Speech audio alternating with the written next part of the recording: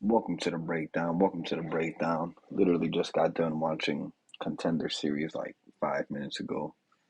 Gonna give my damn near instant thoughts.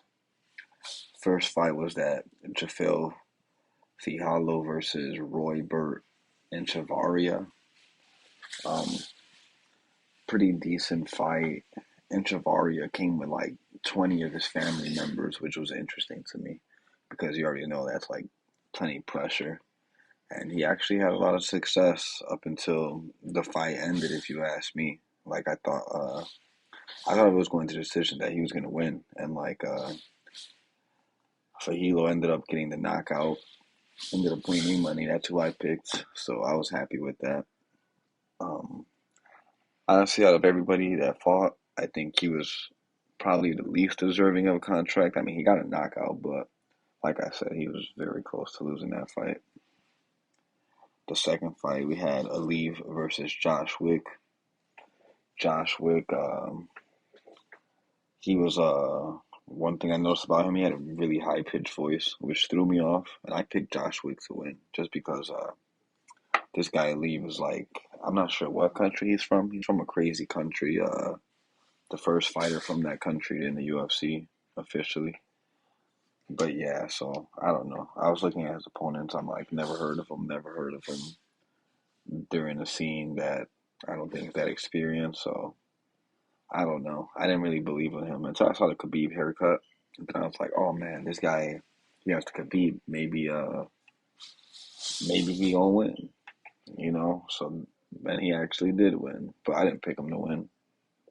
So, yeah, that was an L on me. Josh Wick was pretty weak.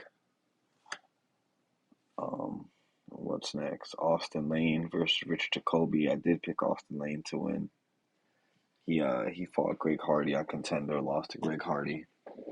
Greg Hardy. He was like, he beat guys in the UFC. So I look at that and I'm like, that's not that bad. He lost to Greg Hardy. You know what I'm saying? Greg Hardy's not the best, but he's in the UFC. So I picked Austin Lane. It went one round. Austin Lane kicked this guy in his private part super, super hard. Um,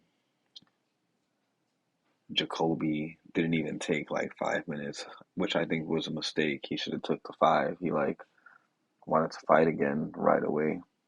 And I think that might have messed him up. But yeah, Austin Lane won a contract too. I forgot to say what I think these guys will do with their contracts. For Hilo, right away, I don't see him ever being a top five. Alieve, what is he? What weight is that? Let me check what weight he's at. Alieve's at lightweight. I guess maybe yeah. He got 22. 22 fights like Khabib. He could turn into something big. Austin Lane, he's at heavyweight. Tough division. I mean, you saw Francis Ngannou. If you could just knock people out, you could become champion. So maybe, you know what I'm saying? Oh yeah. Now for what's gonna be the talk of town, Raul Rosas Jr. I actually picked Mondo to win because I'm thinking to myself, 26 years old, has more experience, has more man strength. But yeah, what I saw was Mondo probably had one of the worst IQs I've ever seen on Contender series. Like he was getting into positions where it was like, all right, yeah, now you're in good position, punch him, and this guy would just try to transition, and yeah, it was just the worst decisions he was ever making. Every time he tried to transition, he ended up in a worse spot. And I'm just like, bro, what are you doing? Because I had money on this, you know what I'm saying? I had money on Mondo. He was underdog. I'm just like, oh my God, like Mondo had the athleticism, probably. He had the strength. To me, it looked like he had the striking, but he was scared. And yeah, I think honestly, he just had a horrible IQ. Even his coaches were telling him what to do, and he wasn't listening. But enough about him, because I don't even know if he'll ever make the UFC. I don't know. He needs to hold his head in shame, if you ask me. But anyways, that Raul Rosas Jr., oh my God.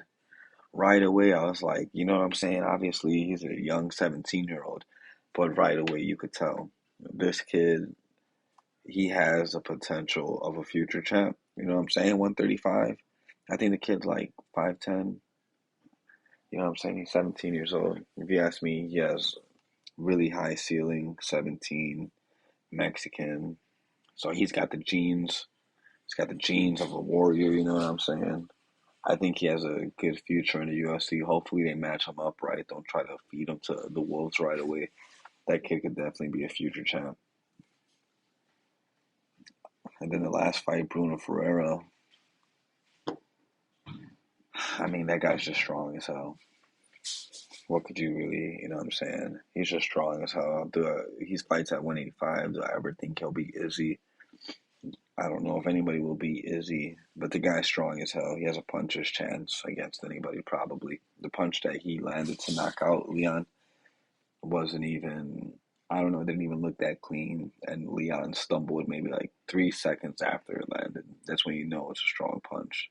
It was a delayed wobble. But yeah, that's my thoughts on the contender series. Like, comment, subscribe, big bone.